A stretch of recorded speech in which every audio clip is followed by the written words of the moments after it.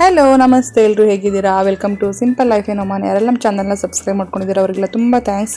ಇನ್ನೂ ಎಲ್ಲ ಸಬ್ಸ್ಕ್ರೈಬ್ ಮಾಡ್ಕೊಂಡು ದಯವಿಟ್ಟು ಸಬ್ಸ್ಕ್ರೈಬ್ ಮಾಡ್ಕೊಳ್ಳಿ. ಹಾಗೆ ನಿಮ್ಮ ಫ್ಯಾಮಿಲಿ ಫ್ರೆಂಡ್ಸ್ ಜೊತೆ ಎಲ್ಲ ಶೇರ್ ಮಾಡ್ಕೊಳ್ಳಿ. ಎಲ್ಲ ವೀಡಿಯೋಗಳನ್ನು ತುಂಬ ಇಷ್ಟಪಟ್ಟು ನೋಡ್ತಾ ಇದ್ದೀರಾ, ಹಾಗೆಯೇ ಸಬ್ಸ್ಕ್ರೈಬ್ ಮಾಡ್ಕೊಳ್ಳೋದನ್ನ ಮರಿಬೇಡಿ. ದಯವಿಟ್ಟು ಸಬ್ಸ್ಕ್ರೈಬ್ ಮಾಡ್ಕೊಳ್ಳಿ. ಬನ್ನಿ, ಒಮಾನ್ನಲ್ಲಿ ನಾವು ಯಾವೆಲ್ಲ ಮಸಾಲ ಪದಾರ್ಥಗಳನ್ನು ಯೂಸ್ ಮಾಡಿ ಅಡುಗೆ ಮಾಡ್ತೀವಿ ಅಂಥೇಳಿ ನೋಡೋಣ.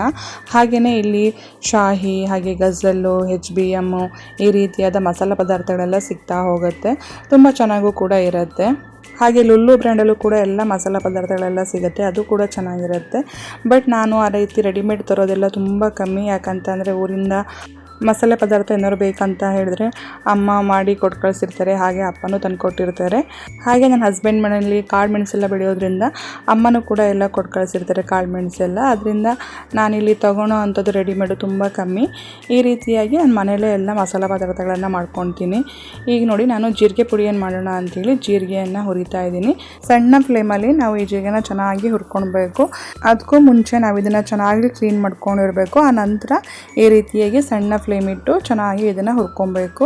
ಆ ನಂತರ ಒಂದು ತಟ್ಟೆಗೆ ಇದನ್ನು ನಾವು ತೆಗೆದಿಟ್ಕೊಬೇಕು. ಇದು ತಣ್ಣ ಆಗಬೇಕು. ಈ ಬಿಸಿಯಾಗಿರೋ ಜೀರಿಗೆನೇ ನಾವು ಮಿಕ್ಸಿ ಮಾಡಿದಾಗ ಅದು ಅಷ್ಟೊಂದು ಚೆನ್ನಾಗಿ ಅನಿಸಲ್ಲ. ಅದಕ್ಕೋಸ್ಕರ ಈ ರೀತಿ ಸ್ವಲ್ಪ ತಣ್ಣ ಆಗಲಿಕ್ಕೆ ಬಿಟ್ಟು ಆ ನಂತರ ಇದನ್ನು ಮಿಕ್ಸಿ ಮಾಡ್ಕೊಬೇಕು. ಈಗ ನೋಡಿ, ತವಾ ಬಿಸಿ ಇದೆ. ನಾನೀಗ ಅದಕ್ಕೆ ಈಗ ನಾನು ಜೀರಿಗೆಯನ್ನು ಹಾಕ್ತಾ ಇದ್ದೀನಿ. ಜೀರಿಗೆಯನ್ನು ಹಾಕಿ ಸ್ವಲ್ಪ ಹುರ್ಕೊಳ್ತಾ ಇದ್ದೀನಿ. ಈ ಜೀರಿಗೆಯನ್ನು ನಾನು ಹಾಕ್ತಾ ಇರೋದು ಗರಂ ಮಸಾಲ ಪುಡಿಯನ್ನು ಮಾಡ್ಕೊಳ್ಲಿಕ್ಕೆ. ಮೊದಲಿಗೆ ನಾನು ಜೀರಿಗೆ ಪುಡಿಯನ್ನು ಮಾಡಿ ಇಟ್ಕೊಳ್ಲಿಕ್ಕೆ ಜೀರಿಗೆಯನ್ನು ಹುರಿದು ನಾನೀಗ ತಣ್ಣ ಆಗಲಿಕ್ಕೆ ಇಟ್ಟಿದ್ದೀನಿ. ಈಗ ನಾನೀಗ ಗರಂ ಮಸಾಲವನ್ನು ಮಾಡ್ತಾಯಿದ್ದೀನಿ. ಅದಕ್ಕೆ ಜೀರಿಗೆಯನ್ನು ಹಾಕಿ ಚೆನ್ನಾಗಿ ಇದನ್ನು ಫ್ರೈ ಮಾಡಿಕೊಂಡು ಆ ನಂತರ ಇದಕ್ಕೆ ನಾನು ಸ್ವಲ್ಪ ಸಾಸಿವೆಯನ್ನು ಸೇರಿಸ್ತಾ ಇದ್ದೀನಿ. ನಿಮಗಿಲ್ಲಿ ಕ್ವಾಂಟಿಟಿ ಹೇಳಬೇಕು ಅಂತ ಅಂದರೆ ನಿಯರ್ಲಿ ಒಂದು 5 ಟೇಬಲ್ ಸ್ಪೂನಷ್ಟು ನಾನಿಲ್ಲಿ ಸೇರಿಸಿದ್ದೀನಿ. ನಾನು ಯಾವುದು ಕ್ವಾಂಟಿಟಿಗಳನ್ನು ಚೆಕ್ ಮಾಡಲ್ಲ, ಕಣ್ಣೆಳ್ತಲೇ ಎಲ್ಲ ನಾನು ಮಸಾಲ ಪದಾರ್ಥಗಳನ್ನು ಹಾಕುವಂಥದ್ದು. ಈಗ ಇದಕ್ಕೆ ಚಕ್ಕೆ, ಲವಂಗ ಮತ್ತು ಏಲಕ್ಕಿಯನ್ನು ಹಾಕ್ತಾಯಿದ್ದೀನಿ. ನೀವು ಮನೇಲಿ ಏನು ಅವೈಲೇಬಲ್ ಇರುತ್ತೋ ಎಲ್ಲ ಮಸಾಲ ಪದಾರ್ಥಗಳನ್ನು ಹಾಕ್ಬೋದು. ಈಗ ಮೊರಟಿ ಮಗ್ಗು ಸಿಗುತ್ತೆ, ಹಾಗೆಯೇ ಬೇ ಲೀಫು, ಹಾಗೆ ಅನಾನಸ್ ಫ್ಲವರು ಅದೆಲ್ಲ ಸಿಗುತ್ತೆ. ನಿಮಗೆ ಏನೇನು ಅವೈಲೇಬಲ್ ಇರುತ್ತೋ ಅದನ್ನೆಲ್ಲ ಹಾಕಿ ನೀವು ಮಸಾಲ ಪದಾರ್ಥಗಳನ್ನು ಮಾಡ್ಕೊಬೋದು. ಈ ಗರಂ ಮಸಾಲೆ ತುಂಬ ಚೆನ್ನಾಗಾಗತ್ತೆ ಎಲ್ಲ ಪಲ್ಯಗಳಿಗೆ, ಹಾಗೆ ನಾನ್ ವೆಜ್ ಐಟಮ್ಸ್ಗಳಿಗೆ, ಹಾಗೆಯೇ ತರಕಾರಿಯಲ್ಲಿ ನಾವೇನಾದರೂ ಪಲ್ಯಗಳನ್ನು ಮಾಡಬೇಕು, ಗೊಜ್ಜುಗಳನ್ನು ಮಾಡಬೇಕು ಅಂತ ಅದಕ್ಕೂ ಹಾಕಿದಾಗಲೂ ತುಂಬ ಚೆನ್ನಾಗಿರುತ್ತೆ. ಈಗ ನಾನು ಇದಕ್ಕೆ ಕೊತ್ತಂಬರಿ ಪುಡಿಯನ್ನು ಆ್ಯಡ್ ಮಾಡ್ಕೊತಾ ಇದ್ದೀನಿ. ನೀವು ಕೊತ್ತಂಬರಿ ಬೀಜವನ್ನು ಹಾಕ್ಕೊಳೋದಾದರೆ ಮುಂಚೆನೇ ಹಾಕಿ ಇದನ್ನು ಫ್ರೈ ಮಾಡ್ಕೊಬೇಕು. ಈಗ ನಾನು ಕೊತ್ತಂಬರಿ ಪುಡಿ ಹಾಕ್ತಾ ಇರೋದ್ರಿಂದ ನಾನು ಸ್ಟವನ್ನು ಆಫ್ ಮಾಡಿದ್ದೀನಿ. ಸ್ಟವನ್ನು ಆಫ್ ಮಾಡಿ ಕೊತ್ತಂಬರಿ ಪುಡಿಯನ್ನು ಹಾಕಿ ಸ್ವಲ್ಪ ಅದಕ್ಕೆ ನಾನು ಅರಿಶಿಣವನ್ನು ಆ್ಯಡ್ ಮಾಡ್ಕೊಳ್ತಾ ಇದ್ದೀನಿ. ಆ ಒಂದು ಬಿಸಿನಲ್ಲಿ ಇದು ಚೆನ್ನಾಗಿ ಫ್ರೈ ಆಗಿರುತ್ತೆ. ಈಗ ಇದನ್ನು ತಣ್ಣ ಆಗಲಿಕ್ಕೆ ಬಿಡೋಣ. ಆಲ್ರೆಡಿ ಜೀರಿಗೆ ರೆಡಿ ಆಗಿದೆ, ಈಗ ಅದು ತಣ್ಣನೂ ಆಗಿದೆ. ಈಗ ಜೀರಿಗೆಯನ್ನು ಪುಡಿ ಮಾಡ್ಕೊಳ್ಳೋಣ. ಈಗ ಜೀರಿಗೆಯನ್ನು ಹಾಕಿ ಹೈ ಸ್ಪೀಡಲ್ಲಿ ಇಡಬಾರ್ದು, ನಾವು ಜಸ್ಟ್ ಕ್ರಷ್ ಥರ ಮಾಡ್ಕೊಬೇಕು. ಆ ರೀತಿ ಮಾಡ್ಕೊಂಡಾಗ ಇದು ಮುದ್ದೆ ಥರ ಎಲ್ಲ ಆಗೋದಿಲ್ಲ. ನೋಡಿ ಎಷ್ಟು ಚೆನ್ನಾಗಿ ಬಂದಿದೆ ಅಂಥೇಳಿ. ಈಗ ನಾವು ಇದನ್ನು ಒಂದು ಪ್ಲೇಟಿಗೆ ತಕ್ಕೊಳ್ಳೋಣ. ಯಾಕಂತ ಅಂದರೆ ಈಗ ಸ್ವಲ್ಪ ಇದು ಬಿಸಿ ಇರುತ್ತೆ, ಅದರಿಂದ ತಣ್ಣ ಆಗಬೇಕು. ಈ ರೀತಿ ನಾವು ಇದನ್ನು ತಣ್ಣ ಆಗಲಿಕ್ಕೆ ಬಿಡಬೇಕು. ಆ ನಂತರ ಇದೇ ಜಾರಿಗೆ ನಾವೀಗ ಹುರಿದುಕೊಂಡಿದ್ದೀವಲ್ಲ ಅದೆಲ್ಲ ಮಸಾಲೆಗಳನ್ನು ಇದಕ್ಕೆ ಹಾಕ್ತಾಯಿದ್ದೀನಿ, ಗರಂ ಮಸಾಲೆಗಳನ್ನು. ಈಗ ಗರಂ ಮಸಾಲ ಪುಡಿ ಮಾಡಲಿಕ್ಕೆ, ಯಾಕಂತ ಅಂದರೆ ಈ ಮಿಕ್ಸಿ ಜಾರೊಳಗೆ ಜೀರಿಗೆಯ ಫ್ಲೇವರ್ ಹಾಗೆ ಇರುತ್ತೆ, ಹಾಗೆ ಸ್ವಲ್ಪ ಪುಡಿನೂ ಹಾಗೆ ಇರುತ್ತೆ. ಸುಮ್ಮನೆ ವೇಸ್ಟ್ ಮಾಡೋಕ್ಕಿಂತ ಆದರೆ ನಾವು ಈ ರೀತಿಯಾಗಿ ಮಿಕ್ಸಿ ಮಾಡ್ಕೊಳೋದ್ರಿಂದ ತುಂಬ ಚೆನ್ನಾಗೂ ಫ್ಲೇವರ್ ಬರುತ್ತೆ. ನೋಡಿ, ಈಗ ನಾವು ಹುರಿದಿಟ್ಟಿರುವಂಥ ಎಲ್ಲ ಗರಂ ಮಸಾಲೆಗಳನ್ನು ಇದಕ್ಕೆ ಹಾಕಿ ನಾನೀಗ ಗರಂ ಮಸಾಲೆ ಪುಡಿಯನ್ನು ಮಾಡ್ತಾ ಇದ್ದೀನಿ. ಈಗ ನೋಡಿ, ಪುಡಿ ಆಗಿದೆ. ಇದನ್ನು ಕೂಡ ನಾವೀಗ ಒಂದು ತಟ್ಟೆಗೆ ಅಥವಾ ನಾವು ಈಗ ಇದನ್ನ ಫ್ರೈ ಮಾಡ್ಕೊಂಡಿದ್ವಲ್ಲ ಅದೇ ಒಂದು ತವಾದಲ್ಲೇ ಹಾಕಿಡ್ಕೊಬೋದು. ನೋಡಿ, ಈ ರೀತಿಯಾಗಿ ಒಂದು 10 ರಿಂದ 15 ನಿಮಿಷ ಇದು ತಣ್ಣ ಆಗಲಿಕ್ಕೆ ಬಿಡಬೇಕು. ಆ ನಂತರ ಸ್ಟೋರ್ ಮಾಡ್ಕೊಳೋದ್ರಿಂದ ತುಂಬ ದಿನ ಇದು ಬಳಕೆ ಬರುತ್ತೆ. ನಿಯರ್ಲಿ ಒಂದು 15-20 ಡೇಸ್ ಅಂತೂ ಈ ಎಲ್ಲ ಪುಡಿಗಳನ್ನು ಸ್ಟೋರ್ ಮಾಡ್ಕೊಬೋದು. ನೋಡಿ ಎಷ್ಟು ಚೆನ್ನಾಗಿ ಕಾಣ್ತಾ ಇದೆ ಅಂಥೇಳಿ. ನಾನು ಈ 10 ಇಯರ್ಸಲ್ಲಿ ನಾವು ಒಂದು ದಿನವೂ ಕೂಡ ಈ ರೀತಿಯಾದ ಪುಡಿಗಳನ್ನು ಅಂಗಡಿಯಿಂದ ತಂದೇ ಇಲ್ಲ. ಯಾಕಂತಂದರೆ ಇದನ್ನೆಲ್ಲ ನಾನು ಮನೆಯಲ್ಲೇ ಮಾಡ್ಕೊತೀನಿ. ನಮ್ಮ ಅಮ್ಮನೂ ಹಾಗೇ ಮಾಡ್ತಿದ್ರು. ಅವರು ಅಂಗಡಿಯಿಂದ ತಂದು ಮಾಡೋ ಅಂಥದ್ದೆಲ್ಲ ಇರಲೇ ಇಲ್ಲ. ಅದಕ್ಕೋಸ್ಕರ ನಾನು ಈಗ ಅದನ್ನೇ ಫಾಲೋ ಅಪ್ ಮಾಡ್ತೀನಿ. ಬನ್ನಿ, ಈಗ ರೈಸ್ ಬಾತ್ ಮಾಡೋದು ಹೇಗೆ ಅಂಥೇಳಿ ನೋಡೋಣ. ಆ್ಯಕ್ಚುಲಿ ನಾನು ಅದೇ ಮಿಕ್ಸಿ ಜಾರನ್ನ ತೊಳೆದಿಟ್ಕೊಂಡಿದ್ದೀನಿ, ಆ ನೀರನ್ನ ಚೆಲ್ಲಿಲ್ಲ, ಹಾಗೇ ಇಟ್ಕೊಂಡಿದ್ದೀನಿ. ಈಗ ಮಿಕ್ಸಿ ಜಾರಿಗೆ ಒಂದು ಈರುಳ್ಳಿನ ಹಾಕಿದ್ದೀನಿ, ಹಾಗೆ ಒಂದು ಟೊಮೊಟೊವನ್ನು ಹಾಕಿದ್ದೀನಿ. ಈಗ ಚಕ್ಕೆ, ಲವಂಗ, ಏಲಕ್ಕಿಯನ್ನು ಹಾಕ್ತಾಯಿದ್ದೀನಿ. ಸ್ವಲ್ಪ ಶುಂಠಿ, ಒಂದು 8 ಎಸಳು ಬೆಳ್ಳುಳ್ಳಿಯನ್ನು ಹಾಕ್ತಾ ಇದ್ದೀನಿ. ಈಗ ಇದಕ್ಕೆ ಜೀರಿಗೆ, ಸಾಸಿವೆ ಹಾಗೆ ಉದ್ದಿನ ಬೇಳೆಯನ್ನು ಇದಕ್ಕೆ ಹಾಕ್ತಾ ಇದ್ದೀನಿ. ನಾನು ಯಾವಾಗೂ ಒಗ್ಗರಣೆಗೆ ಈ ರೀತಿಯಾಗಿ ಒಟ್ಟಾಗಿ ಇಟ್ಕೊಂಡಿರ್ತೀನಿ. ಅದನ್ನೇ 1 ಸ್ಪೂನ್ ಹಾಕ್ತಾ ಇದ್ದೀನಿ. ಆನಂತರ ಸ್ವಲ್ಪ ಅರಿಶಿಣವನ್ನು ಹಾಕ್ತಾಯಿದ್ದೀನಿ, ಜೀರಿಗೆ ಪುಡಿ ಹಾಗೆ ಸ್ವಲ್ಪ ಗರಂ ಮಸಾಲವನ್ನು ಹಾಕ್ತಾಯಿದ್ದೀನಿ. ಈಗಷ್ಟೇ ಈ ಗರಂ ಮಸಾಲ ಹಾಗೆ ಜೀರಿಗೆ ಪುಡಿಯನ್ನು ಮಾಡ್ಕೊಂಡಿರೋದ್ರಿಂದ ಒಳ್ಳೆ ಫ್ಲೇವರ್ನ ಇದು ಕೊಡುತ್ತೆ. ಈಗ ಇದಕ್ಕೆ ನಾನು 1.5 ಸ್ಪೂನಷ್ಟು ಕೊತ್ತಂಬರಿ ಪುಡಿಯನ್ನು ಹಾಕ್ಕೊಳ್ತಾ ಇದ್ದೀನಿ. ಈ ಒಂದು ರೈಸ್ ಬಾತನ್ನು ನಾನೀಗ ಇಬ್ಬರಿಗೆ ಮಾಡ್ತಾ ಇರೋದ್ರಿಂದ ಸ್ವಲ್ಪ ಪ್ರಮಾಣದಲ್ಲೇ ಎಲ್ಲ ಒಂದು ಮಸಾಲೆ ಪದಾರ್ಥಗಳನ್ನು ಯೂಸ್ ಮಾಡ್ಕೊತಾ ಇದ್ದೀನಿ. ನೀವು ಹೆಚ್ಚಿಗೆ ಜನಕ್ಕೆ ಮಾಡ್ತೀರ ಅಂದರೆ ಕ್ವಾಂಟಿಟಿನ ಹೆಚ್ಚಿಗೆ ಮಾಡ್ಕೊತಾ ಹೋಗಬೇಕು. ಈಗ ಸ್ವಲ್ಪ ಇದಕ್ಕೆ ಖಾರದ ಪುಡಿಯನ್ನು ಹಾಕಿದ್ದೀನಿ, ಹಾಗೆ ಕೊತ್ತಂಬರಿ ಸೊಪ್ಪನ್ನು ಹಾಕ್ಕೊಳ್ತಾ ಇದ್ದೀನಿ. ಈಗ ಇದನ್ನು ನಾವು ಚೆನ್ನಾಗಿ ರುಬ್ಕೊಂಡು ಬರಬೇಕು. ನೋಡಿ, ಇದು ತುಂಬ ನೈಸಾಗಿ ಇದನ್ನು ರುಬ್ಕೊಂಬರಬೇಕು. ನೋಡಿ, ರುಬ್ಬಿದ ಮೇಲೆ ಈ ರೀತಿಯಾಗಿ ಕಾಣ್ತಾ ಇದೆ. ಈ ಒಂದು ರೈಸ್ ಬಾತ್ನ ಮಾಡೋದು ತುಂಬಾ ಈಸಿ, ಒಮ್ಮೆ ಟ್ರೈ ಮಾಡಿ ನೋಡಿ. ಈಗ ಇಲ್ಲಿ ನಾನು ಬಟಾಣಿ ಹಾಗೆಯೇ ಆಲೂಗಡ್ಡೆ, ಕ್ಯಾರೆಟು ಇದನ್ನೆಲ್ಲ ರೆಡಿ ಮಾಡಿ ಇಟ್ಕೊಂಡಿದ್ದೀನಿ. ಹಾಗೆ ಇವತ್ತು ನಾನು ಇದಕ್ಕೆ ಸಬ್ಬಸಿಗೆ ಸೊಪ್ಪನ್ನು ಆ್ಯಡ್ ಮಾಡ್ತಾಯಿದ್ದೀನಿ. ನಾವು ಇದನ್ನು ಸಬ್ಬಸಿಗೆ ಸೊಪ್ಪು ಅಂತಲೂ ಕರಿತೀವಿ. ಇದು ಹಾಕೋದ್ರಿಂದ ಒಳ್ಳೆ ಫ್ಲೇವರ್ನ ಕೊಡುತ್ತೆ ಈ ಒಂದು ರೈಸ್ ಬಾತಿಗೆ. ಈಗ ಕುಕ್ಕರ್ಗೆ ನಾನು ಸ್ವಲ್ಪ ತುಪ್ಪವನ್ನು ಹಾಕ್ತಾ ಇದ್ದೀನಿ. ತುಪ್ಪ ಚೆನ್ನಾಗಿ ಕಾದ ನಂತರ ನಾನೀಗ ಕಟ್ ಮಾಡ್ಕೊಂಡಿರುವಂಥ ಸಬ್ಬಸಿಗೆ ಸೊಪ್ಪನ್ನು ಇದಕ್ಕೆ ಆ್ಯಡ್ ಮಾಡ್ತಾಯಿದ್ದೀನಿ. ಮೊದಲೇ ಸಬ್ಬಸಿಗೆ ಸೊಪ್ಪನ್ನು ಆ್ಯಡ್ ಮಾಡಿ ಈ ರೀತಿ ತುಪ್ಪದಲ್ಲಿ ಫ್ರೈ ಮಾಡೋದ್ರಿಂದ ಈ ಒಂದು ಸೊಪ್ಪಿನ ಫ್ಲೇವರ್ ತುಂಬ ಚೆನ್ನಾಗಿ ಬರುತ್ತೆ ಈ ರೈಸ್ ಬಾತಲ್ಲಿ. ಅದಕ್ಕೋಸ್ಕರ ಮೊದಲಿಗೆ ನಾವೀಗ ಸಬ್ಬಸಿಗೆ ಸೊಪ್ಪನ್ನು ಆ್ಯಡ್ ಮಾಡ್ತಾ ಇದ್ದೀನಿ.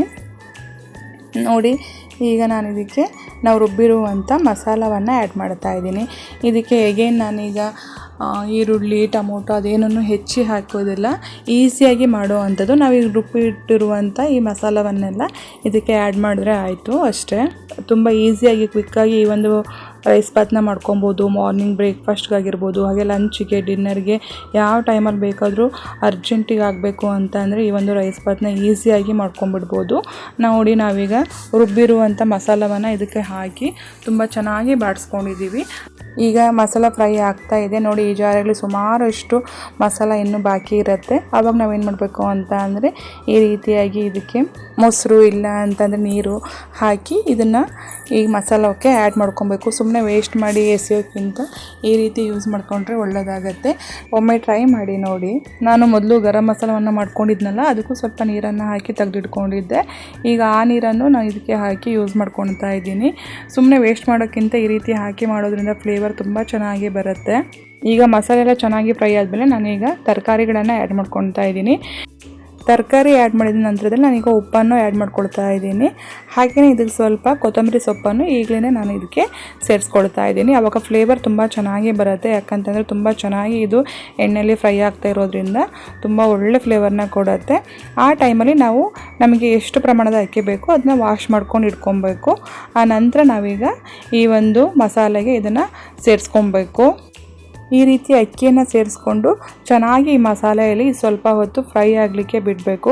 ಅವಾಗ ತುಂಬ ಬಿಡಿ ಬಿಡಿಯಾಗಿ ತುಂಬ ಚೆನ್ನಾಗಿ ಈ ಒಂದು ರೈಸ್ ಬಾತ್ ಬರುತ್ತೆ. ಅದಕ್ಕೋಸ್ಕರ ಯಾವುದೇ ಒಂದು ನಾವು ರೈಸ್ ಐಟಮ್ಸ್ ಮಾಡುವಾಗಲೂ ಹಾಗೆಯೇ ಮಸಾಲದಲ್ಲಿ ತುಂಬ ಚೆನ್ನಾಗಿ ಈ ಒಂದು ಅಕ್ಕಿ ಫ್ರೈ ಆಗಬೇಕು. ಅವಾಗ ತುಂಬ ಚೆನ್ನಾಗಿ ಬರುತ್ತೆ. ನೋಡಿ, ಈಗ ಸಣ್ಣದಾಗಿ ಬಾಯ್ಲ್ ಆಗಲಿಕ್ಕೆ ಸ್ಟಾರ್ಟ್ ಆಯಿತು. ನಾನೀಗ ಇದಕ್ಕೆ ನೀರನ್ನು ಆ್ಯಡ್ ಮಾಡ್ತೀನಿ. ನಾನಿಲ್ಲಿ 2 ಕಪ್ ಅಕ್ಕಿಯನ್ನು ಯೂಸ್ ಮಾಡ್ತಿರೋದ್ರಿಂದ ನಾನು 4 ಕಪ್ ನೀರನ್ನು ಇದಕ್ಕೆ ಯೂಸ್ ಮಾಡ್ತಾ ಇದ್ದೀನಿ. ನಾನು ನಾರ್ಮಲ್ ರೈಸನ್ನು ಯೂಸ್ ಮಾಡ್ತಾಯಿದ್ದೀನಿ. ನೀವು ಬೇಕಿದ್ರೆ ಬಾಸುಮತಿ, ಜೀರಾ ರೈಸ್, ಯಾವ ರೈಸ್ ಬೇಕಿದ್ರೂ ನೀವು ಯೂಸ್ ಮಾಡ್ಕೊಬೋದು. ನೋಡಿ, ಈ ರೀತಿಯಾಗಿ ಚೆನ್ನಾಗಿ ಇದನ್ನು ಮಿಕ್ಸ್ ಮಾಡ್ಕೊಬೇಕು. ಈಗ ನಾವು ಇದಕ್ಕೆ ಉಪ್ಪು, ಖಾರ ಏನು ಬೇಕಿದ್ರೂ ಈಗ ನಾವು ಟೇಸ್ಟನ್ನು ನೋಡಿ ಬೇಕಿದ್ದಲ್ಲಿ ನಾವು ಉಪ್ಪನ್ನು ಆ್ಯಡ್ ಮಾಡ್ಕೊಬೋದು. ಈಗ ನನಗೆ ಇಲ್ಲಿ ಸ್ವಲ್ಪ ಉಪ್ಪು ಬೇಕು ಅಂತ ಅನಿಸ್ತು, ಅದಕ್ಕೆ ಉಪ್ಪನ್ನು ಆ್ಯಡ್ ಮಾಡ್ತಾಯಿದ್ದೀನಿ. ಆ ನಂತರ ಈಗ ನಾನೀಗ ಈ ಲಿಡ್ಡನ್ನು ಕ್ಲೋಸ್ ಮಾಡ್ತಾಯಿದ್ದೀನಿ. ಈ ಲಿಡ್ಡನ್ನು ಕ್ಲೋಸ್ ಮಾಡಿ 3 ವಿಷಲ್ ತೊಗೊಳ್ತಾ ಇದ್ದೀನಿ. ನೋಡಿ, 3 ವಿಷಲ್ ಆಗಿದೆ. ಹಾಗೆ ನಮ್ಮ ರೈಸ್ ಬಾತ್ ಕೂಡ ರೆಡಿಯಾಗಿದೆ. ಎಷ್ಟು ಚೆನ್ನಾಗಿ ಕಾಣ್ತಾ ಇದೆ ಅಂತ ನೀವು ನೋಡ್ಬೋದು. ಸ್ವಲ್ಪನೂ ನೀರಾಗಿ ಇಲ್ಲ, ತುಂಬ ಚೆನ್ನಾಗಿ ಇದು ಬೆಂದಿದೆ. ಹಾಗೆ ಎಷ್ಟು ಚೆನ್ನಾಗಿ ಉದ್ರಾಗಿದೆ ಅಂತ ನೋಡ್ಬೋದು. ತುಂಬ ಚೆನ್ನಾಗಿ ಅಕ್ಕಿ ಬೇಯುತ್ತೆ. 1:2 ಕ್ವಾಂಟಿಟಿಲೇ ನಾವು ನೀರನ್ನು ಆ್ಯಡ್ ಮಾಡೋದ್ರಿಂದ ತುಂಬ ಚೆನ್ನಾಗಿ ಈ ಒಂದು ರೈಸ್ ಬೆಂದಿರುತ್ತೆ ಅಂತ ಹೇಳ್ಬೋದು. ನೋಡಿ ಎಷ್ಟು ಚೆನ್ನಾಗಿ ಕಾಣ್ತಿದೆ ಅಂಥೇಳಿ. ಸ್ವಲ್ಪನೂ ನೀರಾಗಿಲ್ಲ, ಹಾಗೆಯೇ ಗಂಜಿ ಥರ ಆಗಿಲ್ಲ. ತುಂಬ ಚೆನ್ನಾಗಿ ಉದ್ರಾಗಿ ತುಂಬ ಚೆನ್ನಾಗಿದೆ. ತುಂಬ ಈಸಿಯಾಗಿ ಹಾಗೆಯೇ ಕ್ವಿಕ್ಕಾಗಿ ಮಾಡ್ಕೊಂಡ್ಬಿಡ್ಬೋದು.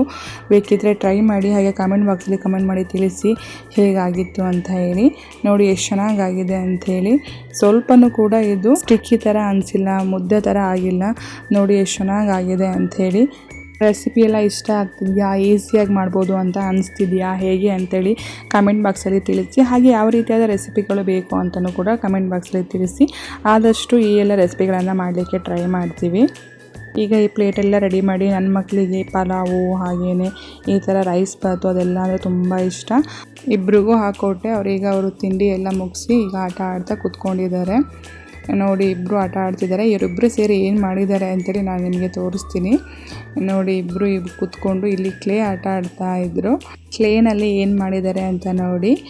ಇಬ್ಬರು ಸೋಫಾ ಮೇಲೆ ಕೂತ್ಕೊಂಡಿದ್ದಾರಲ್ಲ, ಆ ರೀತಿಯಲ್ಲಿ ಒಂದು ಸೋಫಾನ ರೆಡಿ ಮಾಡಿ ಇಬ್ಬರು ಮನುಷ್ಯರು ಥರ ಮಾಡಿದ್ದಾರೆ. ಅವ್ರನ್ನೇ ಅಣ್ಣ ತಮ್ಮನ್ನ ಈ ರೀತಿಯಲ್ಲಿ ಮಾಡ್ಕೊಂಡು ಇಟ್ಕೊಂಡಿದ್ದಾರೆ. ಅದನ್ನು ನನಗೆ ನೋಡು ಬಾ ಅಮ್ಮ ಏನು ಮಾಡಿದ್ದೀವಿ ಅಂಥೇಳಿ, ನೋಡು ಬಾ ಅಂತೇಳಿ ಕರೀತಾನೆ ಇದ್ದರು. ಅದಕ್ಕೆ ಏನು ಮಾಡಿದ್ದಾರೆ ಅಂತ ನೋಡೋಣ ಅಂಥೇಳಿ ಬಂದೆ. ನೋಡಿ ಎಷ್ಟು ನೀಟಾಗಿ ಮಾಡಿದ್ದಾರೆ ಅಂಥೇಳಿ. ಅಣ್ಣ ತಮ್ಮನ್ನೇ ಅಲ್ಲಿ ಸೋಫಾ ಮೇಲೆ ಕೂತ್ಕೊಂಡಿದ್ರಲ್ಲ ಅದೇ ರೀತಿಯಲ್ಲೇ ಮಾಡಿದ್ದಾರೆ. ಡಿಂಪು ನೋಡಿ, ಡಿಂಪು ಕೈಯಲ್ಲಿ ಯಾವಾಗಲೂ ಕ್ಲೇ ಇದ್ದೇ ಇರುತ್ತೆ. ಅವನಿಗೆ ಕ್ಲೇ ಅಂದರೆ ತುಂಬ ಇಷ್ಟ. ಈ ರೀತಿಯಲ್ಲಿ ತೊಗೊಂಡು ಏನಾದ್ರು ಮಾಡ್ತಾನೆ ಇರ್ತಾನೆ. ಕಂದಂಗೆ ಡ್ರಾಯಿಂಗ್ ಅಂತ ಅಂದರೆ ತುಂಬ ಇಷ್ಟ. ಅವ್ನು ಡ್ರಾಯಿಂಗ್ ಮೇಲೆ ಹೆಚ್ಚಿಗೆ ಕಾನ್ಸಂಟ್ರೇಟ್ ಮಾಡ್ತಾನೆ.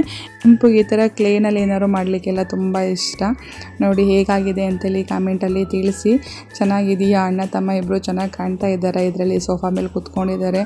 ನೋಡಿ 3 ಲೇಯರ್ ಸೋಫಾ ಇಟ್ಟಿದ್ದಾರೆ. ಇದಿಷ್ಟು ಆಗಿತ್ತು ಇವತ್ತಿನ ವ್ಲಾಗು. ನೆಕ್ಸ್ಟ್ ವ್ಲಾಗಲ್ಲಿ ಮತ್ತೆ ಸಿಗ್ತೀನಿ. ದಯವಿಟ್ಟು ನಮ್ಮ ಚಾನಲ್ನ ಲೈಕ್ ಮಾಡಿ, ಶೇರ್ ಮಾಡಿ, ಹಾಗೆ ಸಬ್ಸ್ಕ್ರೈಬ್ ಮಾಡ್ಕೊಳ್ಳಿ. ನಿಮ್ಮ ಫ್ಯಾಮಿಲಿ ಫ್ರೆಂಡ್ ಜೊತೆ ಎಲ್ಲ ಶೇರ್ ಮಾಡ್ಕೊಳ್ಳಿ. ಹಾಗೆ ಸಬ್ಸ್ಕ್ರೈಬ್ ಮಾಡ್ಕೊಳ್ಳಲಿಕ್ಕೆ ಮರಿಬೇಡಿ. ದಯವಿಟ್ಟು ಸಬ್ಸ್ಕ್ರೈಬ್ ಮಾಡ್ಕೊಳ್ಳಿ. ಇನ್ಸ್ಟಾಗ್ರಾಮ್ ಮತ್ತು ಫೇಸ್ಬುಕ್ಕಲ್ಲಿ ಸಿಂಪಲ್ ಲೈಫ್ ಇನ್ ಒಮಾನ್ ಅಂತೇಳಿ ಪೇಜ್ ಇದೆ, ಅದನ್ನು ಫಾಲೋ ಮಾಡ್ಕೊಳ್ಳಿ. Thanks for watching.